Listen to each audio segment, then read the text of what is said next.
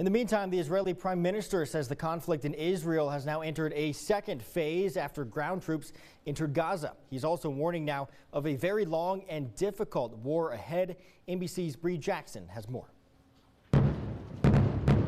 By air and on the ground, Israel is intensifying its attacks against Hamas. These are their decisions, these are their operations, but it is certainly the case that we are seeing an expansion of the effort to get after Hamas. As Israeli military forces increase their presence, talks to free some of the more than 200 hostages held by Hamas have stalled. Hamas is demanding fuel be delivered to Gaza, while Israel refuses to do so.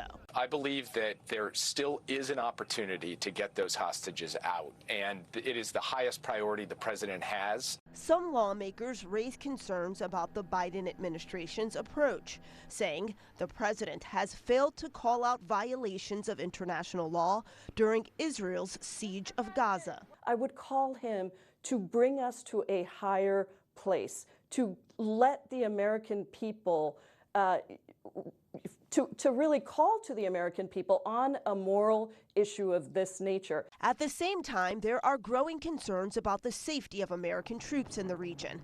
The Pentagon says Iranian-backed militia groups launched another drone attack, provoking U.S. airstrikes in Syria. I think President Biden's very focused on not trying to escalate the war. That's a good thing, to not escalate the war into a regional conflict. But the problem is Iran only understands force. President Biden spoke with Egypt's president over the phone about efforts to prevent escalating conflicts in the Middle East, protecting civilians, and speeding up assistance.